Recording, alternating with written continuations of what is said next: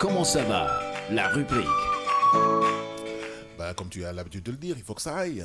Ouais, faut que ça aille. Alors aujourd'hui, on va parler de la colopathie fonctionnelle. Donc, ñëpp xam nañ ni que bu ñu ne colopathie rek wax colon. Colon donc muy intestin bu mag boobu noonu nekk ci biir bi ci suñu estomac bi. Donc muy benn trouble boo xam te ne da nga koy am ci sa colon bi. mu lay jox ay maux de ventre di la jox ay diarrhée ay constipation et cetera donc muy dal ñu bëri habituellement des fois sax da ngay am problème mu estomac nga yaakaar ne estomac bi la fekk ne problème mu colon nga am. Absolument. Parce que voilà colon bi soit dafay rëy ba mu ëpp wala dafay rétrécir donc tout dépend de sa taille colon ak li nga xamante ne moom la mën a jël ak li mu mënul jël. ñu mën a supporter voilà li mu mën a supporter ak li mu mënul supporter. nañ dem ba benn moment boo xamante ne sax daa am lekk yoo xamante ne dootoo ko mënati lekk boo ko commencé lekk rek automatiquement sa colon bi dafay yëngatu alors da ngay am tout le temps ay gaz di gazé comme si da nga am ballonnement di constipé à tout moment maanaam say soo lekkee rek da ngay constipé am na ñoo xamante ne par exemple dañu am constipation yoo xam ne mën na def une semaine du ñu dem toilette xam nga yooyu baaxul habituellement ce sont des gens qui ont des problèmes de colon ñoo xam ne dañu am problème de colopathie wala tout le temps sa biir bi di daw ngay am ay jaare yoo xamante ne xam nga jaare moom dafa métti mooy li nga xamante ne vraiment mooy loolu daal maanaam sa colon bi dafay irrité wu daal donc à force muy irrité wu donc du coup dafay tax da ngay am ay problème mu jaare sa biir bi di métti ay maux de ventre yu intense daal yoo xamante ne dafay ànd ak jaare parfois muy gazé xam nga un vrai problème de digestion voilà ngay am xam nga de façon constipation moom boo ko amee moom la plupart du temps sa biir bi dafay métti parce que da ngay am biir buy métti nga am impression que da nga war a da nga saf dem sel boo demee dara du dem biir bi day ngande kay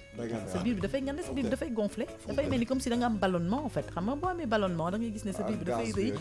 fees dell ak gaz donc gaz boobu noonu tant que génnul te gaz boobu pour mu génn il faut que li nga xamante ne moo bloqué wu foofu noonu mu génn ba pare wala nga pété d'accord ok parce que le gaz bi lu mu génnal boppam parce que bu ci nekk ak fu muy jaar bu ci nekk ak facilité de jàllam mais le problème mooy que lu mu génn pour mu set il faut que constipation bi dañ ba pare il faut que les selles sortent boo ko géexee aussi non plus du dem mën nga ko géex mën nga ko def lu la neex mais du dem day nekk foofu tant que constipation bi gémmul la plupart du temps sa ballonnement bi du dañ voilà il faut que sa constipation bi dañ mooy waral nga mën a après dégager gaz bi nekk ci biir yëpp nga mën a féex quoi cause bi lan la mauvaise alimentation waaw loolu yëpp la mauvaise alimentation parfois déformation la déformation dafay am aussi ci sa colon yi am na ñoo xam ne seen colon yi dañuy déformé wu soit dañuy bloqué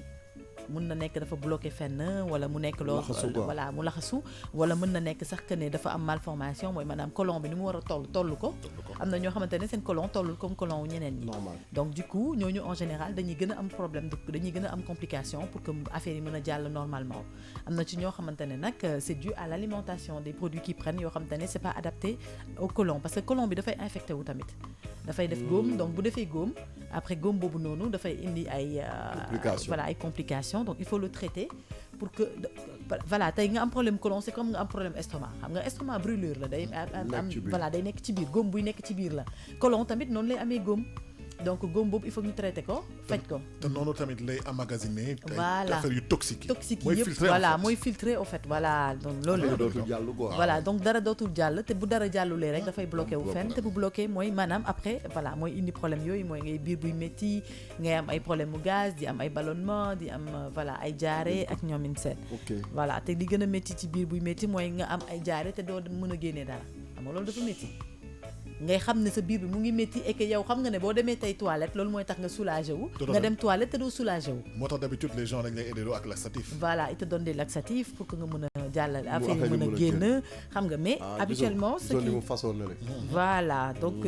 am na ci ñoo xamante mais nag la plupart du temps les colons sont traités da ngay am traitement bu intense bu ñu ciy def voilà opération bi moom ça dépend juste ci fan la toll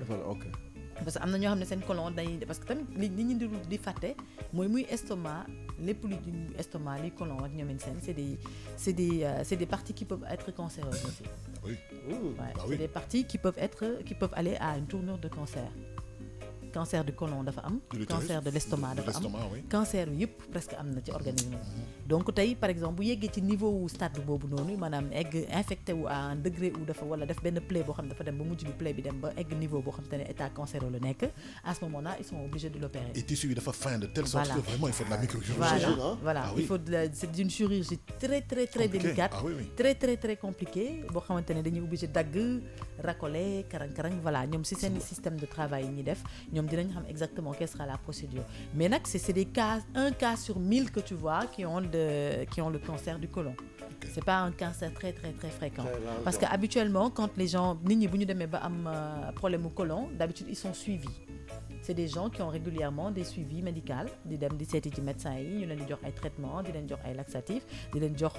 voilà di leen wax seen régime alimentaire commencer dem changer loo seen attitude de manger de consommation parce qu'il y a des produits yoo xamante ne tant que tu les manges tu doo génn ci problème estomac doo génn ci problème côlon. moom kañ lim ko rek mooy pat. Voilà ay pat ay ceeb même les moutardes là les trucs trop épicés da ngay gis dañ la koy commencer tere ay vinaigre bu bëri dina tere ay moutarde voilà parce que yooyu dafay irriter au fait te bu irriter rek automatiquement da ngay gis ñi nga xam ne dañoo am problème côlon bu ñu lekkee lu saf automatiquement dañuy am diarrhée. Absolument. Automatiquement dañuy am diarrhée. Alors diarrhée boobu noonu li koy waral c'est parce que tout simplement seen côlon bi accepté wul loolu donc dañuy changer automatiquement sa habitude alimentaire dañ la koy changer pour que ñu nga mën a tamit gën a mën a dund ak maanaam problème boobu noonu parce que c'est pas ay côlon ay espagnol ay estomac yooyu nee naa ko ci espagnol sax ay estomac ak yooyu ce sont des infections yoo xam te ne ak ay plaies yoo xam ne gaawuñu wér parce que habituellement dañuy tooy tout le temps xam nga dafa mel ni góom bu boo yor nii rek ci sa yaram nii gis nga boo amee góom ci sa peau tant que mu ngi tooy góom bi du gaaw a wér. mooy góomu nawet rek. bu laalee bu sa tànk yi amee góom ci nawet bi. voilà balaa moo wér. xam nga da ngay sonn ba pare li gën a soof mooy ba yaakaaree ne mu ngi waaj a wér sax boo reppee mu aggravé wu. moom la gars yi tuddee wulliwaat. day wulliwaat. xanaa kon wulli moom la tuddee boppam. mën naa nekk de wulli moom ay dóor la moom dañu lay wulli bon moo tax ñu ngi koy wulli rek. Voilà donc muy loo xamante ne da nga koy gën a gis nag ci à un certain âge c'est très rare nga gis problème mu colopathie à un bas âge. La plupart du temps les gens l'ont à partir de 35 ans jëm kaw. moom kay 35 ans 40 ans moom. waaw 40 ans 50 ans. ba jëm kaw surtout ci mag yi. voilà surtout ci mag yi. mag yi dañ ci gis tout souvent problème mu colopathie. mag yi quoi mooy ñi nga xamante ne à partir de 45 ans maanaam 50 ans jëm kaw ñoom ils sont plutôt parce que voilà par rapport ak seen habitude xam nga li ñuy wax naan habitude de consommation bu yàgg nga yàgg di habituer sa yaram ci dara mu dem ba loolu sa yaram supporté tu ko. donc voilà automatiquement dafay réagir après donc tu es obligé nga def benn régime alimentaire maanaam li nga daan lekk dootoo ko lekkati li nga doon naan dootoo ko naanati parce que sa estomac di ko accepter par exemple les boissons gazeuses moom c'est impératif boisson gazeuse moom dañ la koy tere carrément mënatoo ko naan catégorique voilà loolu mënatoo ko naan xam nga y a trop de sucre ñi nga xamante ne par exemple dañu am ay diabète ak ñoomin seen ñooñu moom habituellement colopathie day bokk ci li nga xam ne diabète da koy man j'ai remarqué une chose quand même mooy suñu papa yi ak suñu yaay yi au début dañu lekk lu leen neex mais da ngay gis benn moment boo xam ne à partir de 50 ans mais seen habitude alimentaire day changer mais de manière drastique dañuy mais oui parce que en fait bu fekkee ne tu ne changes pas ton habitude d'alimentation mooy yow doo génn ci ay problèmes yoo xamante ne ay problèmes gastriques lay nekk imagine toi tey nga war a xam nga tey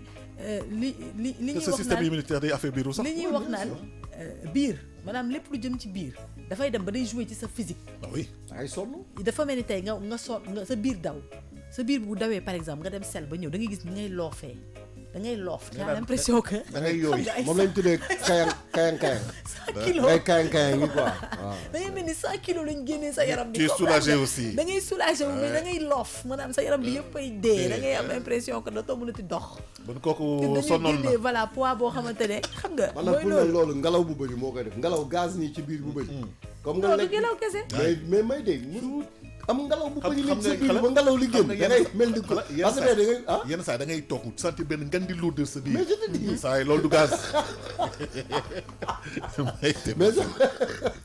mais dégg li ma la wax c'est-à-dire que mooy li ñuy wax rek tey dafa biir bi dafa bokk c'est-à-dire c'est une partie essentielle de suñu organisme lépp lu ko atteindre rek da nga koy sentir physiquement da ngay gis sa biir dafay métti sax nga pare sa yax yi di métti nga yaakaar ne yow sa bopp da nga am ay courbature ak ñoom seen fekk lépp biir bi ci boppam moo ko développé loolu yëpp sa yaram biir rek gis nga nit sa baaraam sax bu coppati ko dara xëjul bëgg ci nit. dee Waaw. nit moo mel noonu nit du dara nit du te ku dara. ko wax ngay bëgg dee daal di mel mais Nit biir dara moom xëjul si biir moom c'est autre chose mais may de biir nga ne fan yi bi fi sa bëñ bi di métti yaa ngi bugg a dee Eh, waay ba sa bët bi keroog bi mu xaw ma lan moo ci ñëw tuuti dara moo xëjul ci nit dara nekkul woon gëmmantu sax mu ne ko doon tappalee. alors dara dama daluma woon dama doon tappale rek. yow mi man mii xanaa ñi sama ma- bët bi moom dara dal ko woon moom. Mayte. sama bët bi moom musta am tee problème sama bët. may de dangaa xoolaat sa toogaay non sama bët moom musta am problème sama bëñ nag waaw. mais yow taxawaay ngay bi tappale lu tax ngay tappale Waaw. neex ma duma bañ liggéey. mu ne astafurlah bañ liggéey rek. yow mi des fois day arrivé yéen déet, des fois déet, ngeen ñëw déet. fi jël seen kanam yi Mu- di ko ne déet, doot, di mu ci so- manière aal moo leen déet. ñu may dara rek dañ waxante dëgg rek loolu si dugal. aal moo leen mayul dara rek ah kii ma ne nañ waxante dëgg aal moo leen dul faale rek waaye bu leen aal ne woon rentré chez vous léegi ngeen di moo dégg nga kii muy wax waa dañuy ñëw gëmmantu donc may de moo bëri tappale ñun ñëpp a bokk mbuus may bu dama kenn bokk- mooy- eh, bokkuñu tey daa muuse. am lu mu jël kii ngay dafa naan ay affaire toog fii naan ay damay tappale ndax dama bañ liggéey daam lu daam Mu yëpp. kii kay dama fon dafa lu ko dawee wax dëgg rek Bon. dëgg neexul rek dëgg la rek waaw On boucle avec la colopathie. voilà donc colopathie donc muy benn état boo xamante taw ne war woon taw. kii amul kii wérul éléphol da nga koy gis lu bëri donc muy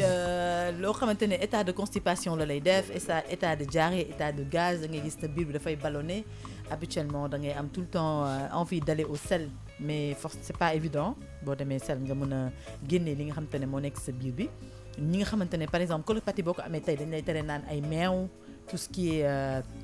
ay fromage Ouais, affaire laitage yëpp ak voilà yooyu yëpp, laitage yooyu yëpp dañ la koy tere pourquoi parce que ce sont des produits yoo xam ne ils ont tendance à te constiper Et puis dañuy à te faire des gaz au fait Et puis dañuy fermenter. dañuy fermenter voilà donc du coup voilà dañ la koy tere ay lekk yu saf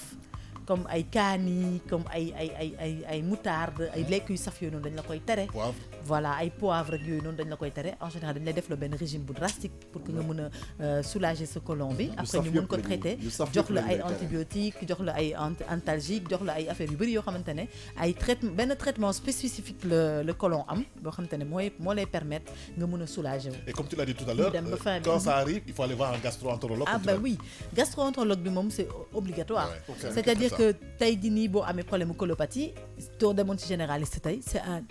maanaam renvoi immédiat la lay def Non, daf lay jox calmant rek. renvoi immédiat la lay def Dama dama seet directement kii quoi. ci kii bi la lay wax parce que Kii, tout simplement ouais. ñoom ñoo ko mën a traiter parce que ñoom ñooy def ay dañuy dugal kii bi comme tube bi ñuy vérifier Wala boo ma ko rappelé s'il te plaît. Waaw. Ah, man endoscopie lañ ma defaloon. voilà non non voilà endoscopie garaawul fibroscopie bi fibroscopie moo fibroscopie bi nag lañ la defal boo amee problème bu endoscopie côlon. garaawul endoscopie suuf gi la endoscopie suuf gi la di ko mais fibros Jigéem team la. na nga Saay dimbale ma. saa yi da ngaa Même sama jàmm mooy feebaroo yow. feebaroo Saay. parce que yàlla boo xam nga boo feebaree gis nga man xoolal Saay bàyyi ma. déglul